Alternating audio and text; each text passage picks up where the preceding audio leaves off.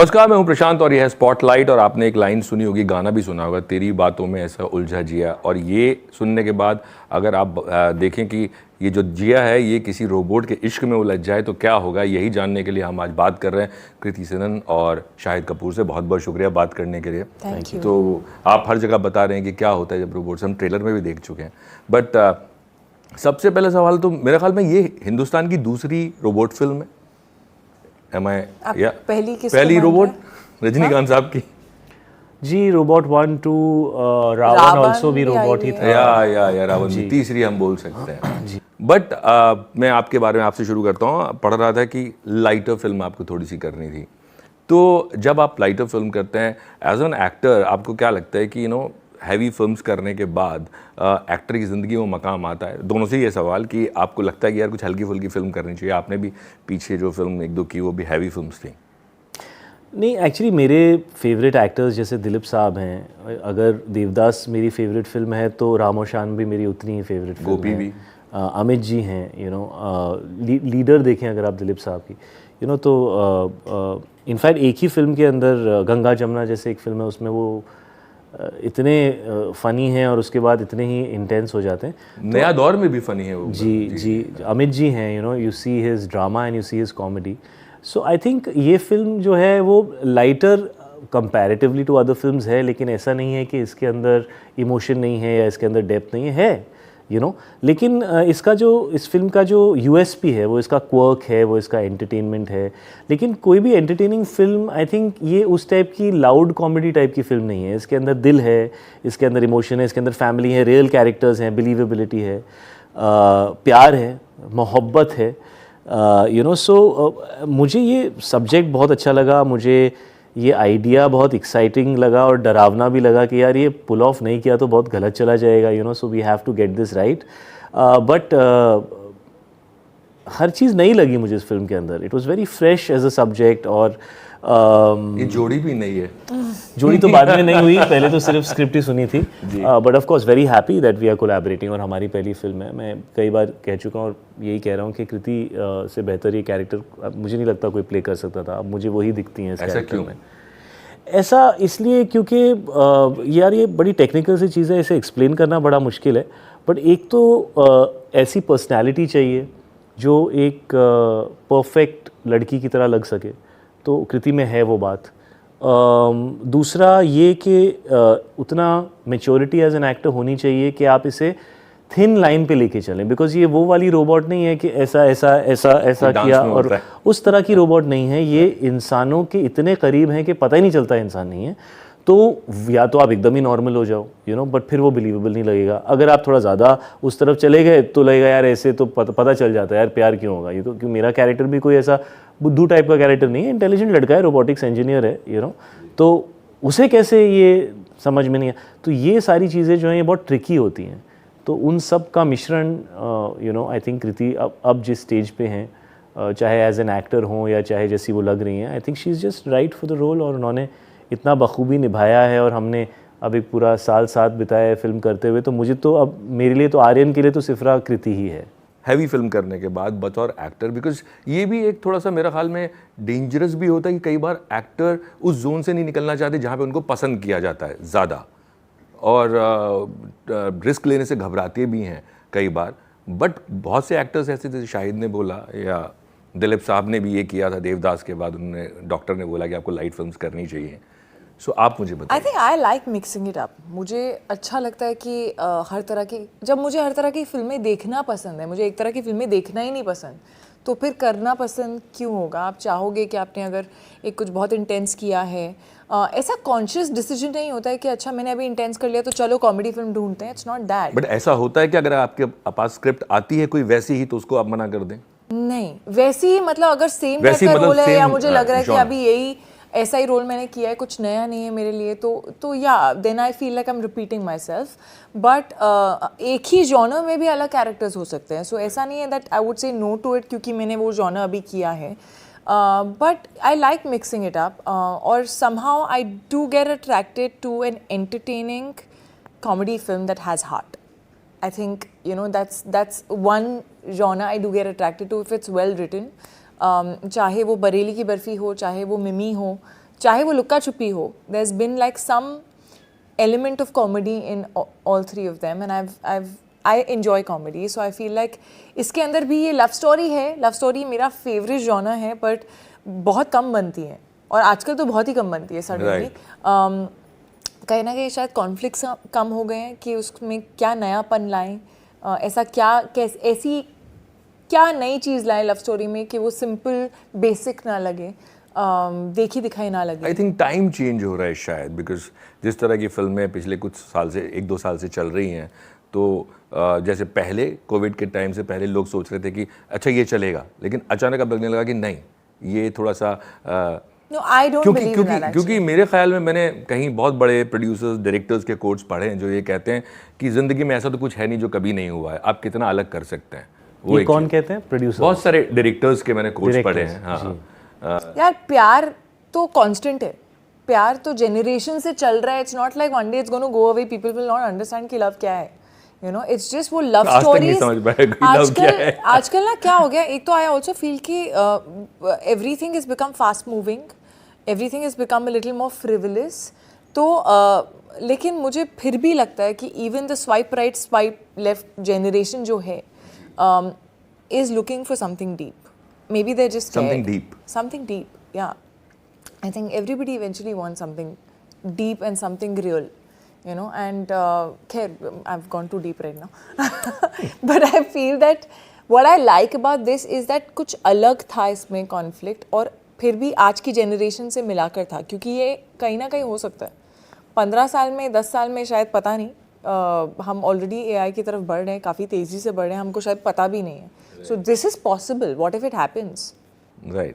But मुझे बताइए कि जब ये फिल्म की अगर हम बात करें तो इस फिल्म में जो इमोशंस अगर उल्टा होता कि शाहिद कपूर रोबोट होते, हाँ, तो क्या होता? तो क्या होता? तो कहानी कैसी होती?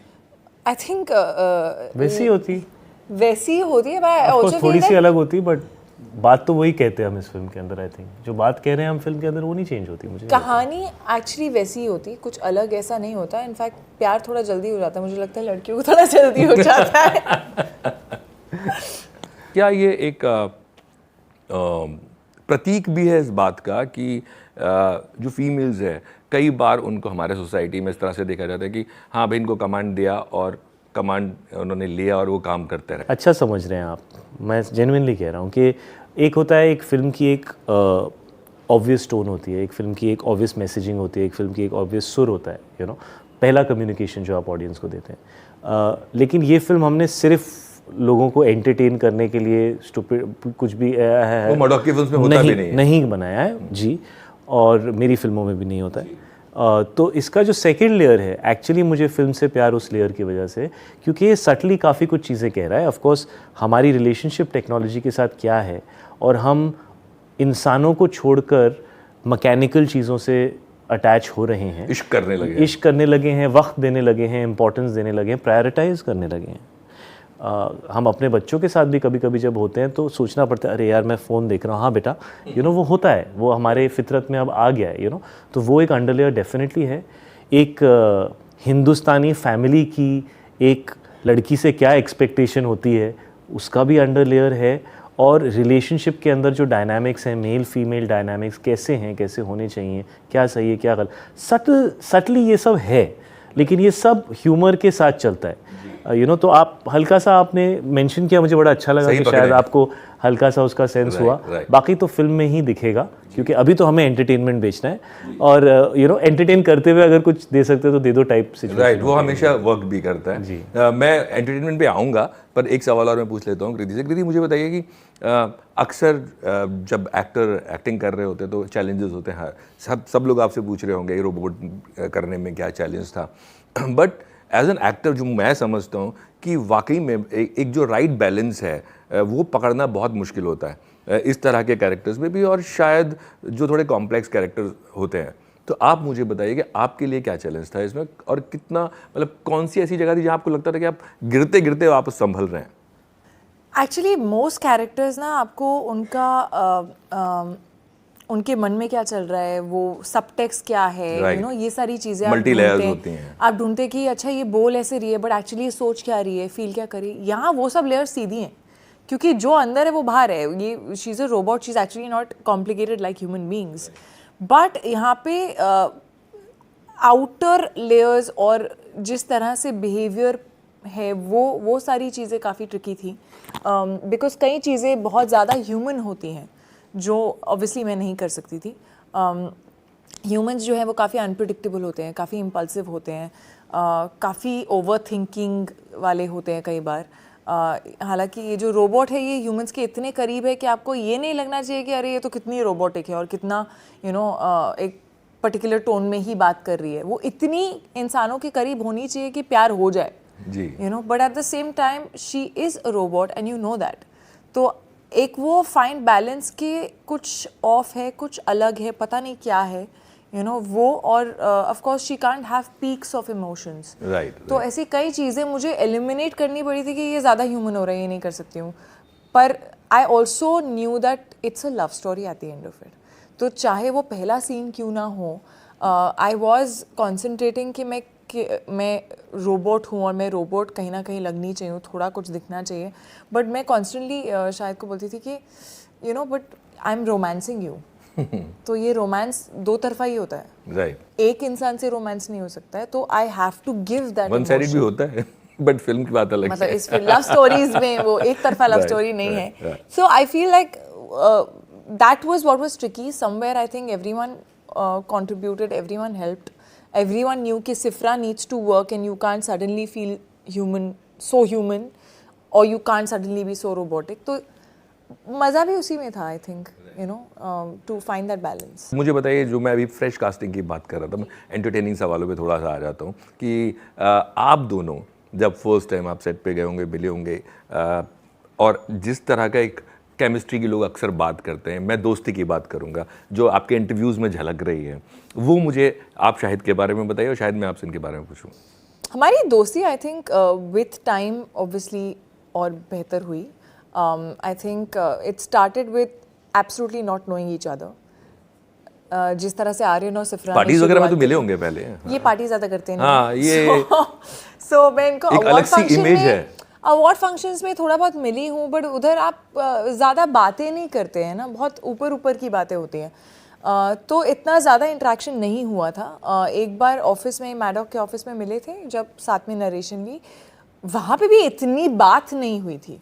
We didn't take a narration together. We just met. We took a half a narration of the first half. We did. Half a narration of the first half? First half, yeah. We did. Aradhana narrated. We did. I will remind you later. Robot को याद रहता है, आपको नहीं याद रहेगा. Yeah, but जब हम सेट पे मिले थे तो I didn't know how he was going to be. I just knew he's a great actor. But what was the image before meeting him? कोई ऐसी इमेज नहीं थी. मैं एक्चुअली क्लीन स्लेट के साथ आई थी. मैं कुछ ऐसा सोच के नहीं आई थी. I just knew he is a great actor. I knew he is a fabulous dancer and that's all. And I was looking forward to it. और जब मैं सेट पे गई तो ये अपना शॉट दे रहे थे, तो आई वाज लाइक हाँ ठीक है. मैं चुपचाप बैठी हुई थी. एंड देन सडनली शॉट के बाद एक बूम बॉक्स आया, कनेक्ट किया इन्होंने और पंजाबी म्यूजिक प्ले हुआ. एंड आई वाज लाइक वो. और तो एनर्जी सेट पे बहुत हैपनिंग थी, बहुत हैप्पी थी. I like that. I like कि ये बहुत ही हैप्पी सेट था. And I think both connect कर दिया तभी. और हमारा पहला सीन जो था वो एक्चुअली हमारा सिफ्रा और आर्यन का पहला सीन है जब वो पहली बार मिलते हैं. तो वो धीरे धीरे केमिस्ट्री वहीं से बिल्डअप होना शुरू हुई. And it was a two way thing. कुछ उन्होंने बोला, कुछ मैंने बोला. And then I also realise he is very collaborative, which I personally love. तो मुझे था कि चलो ठीक है, मैं ये सीनियर है पर मैं बोल सकती हूँ कुछ भी, ये बुरा नहीं मानेंगे. शुरू शुरू में I used to be like can I say something like. बाद में I was like listen do that ना. So I think even off screen we became friends slowly. Flights में I think we spoke a lot. So धीरे धीरे बढ़िया है. शायद मुझे सिर्फ ये याद है कि मैंने इनको एक दो बार देखा था, जैसे कह रही हैं अवार्ड फंक्शंस पे इधर उधर, कि ये फिल्म्स भी देखी होंगी. हाँ, that she is very pretty girl. सबसे पहले तो अरे she is very pretty girl. एक बार इन्होंने आके बहुत वार्मली मुझसे मिली थी एक अवार्ड फंक्शन पे. तो मुझे जेन्युइनली फील हुआ कि जेन्युइन था इनका जो मिलने का एक था, एक फील होता है आपको, वो जेन्युइन था. तो वो मुझे याद था. और इनका काम मैंने देखा था, मुझे पसंद था इनका काम. और मैंने ही एक्चुअली बोला था कि ये कृति को करना चाहिए ये role, you know, so I was happy कि इनको अच्छा लगा और इन्होंने हाँ कहा। और हमने कभी साथ में काम नहीं किया था तो एक्साइटमेंट था साथ में कोलैबोरेट करने का। और हाँ, उसके बाद जैसा इन्होंने कहा, जब हम सेट पे मिले, it was very natural, very chill, आराम से काम हो रहा था, ऐसा नहीं लग रहा था कि कुछ ऑकवर्डनेस है या एक यू नो थोड़ी सी लाइन है, बिल्कुल भी नहीं। She is also very fourth coming and very chilled out, you know, and genuinely दिखाने के लिए नहीं। तो वो मेरे अंदर क्या है ना, वो मेरा मीटर थोड़ा स्ट्रॉन्ग है कि कोई जब दिखाता है ना तो मैं एकदम ऑफ हो जाता हूँ, पता है, यू नो। तो मुझे वो जेन्युइननेस, नेचुरलनेस मुझे इनकी बहुत अच्छी लगी और तब से अब तक हमारा वैसे ही चल रहा है। ऑफ कोर्स हम जैसे जैसे वक्त बिताएंगे साथ में, एक दूसरे को बेहतर समझेंगे, अलग अलग एक्सपीरियंसेस साथ में करेंगे तो एक दोस्ती होती है, एक टुगेदरनेस फील होती है। तो ये मैं यही कहता हूँ कि I think I have her back and I think she has my back and you know we move on every day with that. कभी ये संभाल लेती है, कभी मैं संभाल लेता हूँ, बट हम निकाल लेते हैं और एक साथ मिलके आप ये फिल्म भी निकाल लेंगे। जी जी। बहुत बहुत शुक्रिया बात करने के लिए and all the best. Thank you.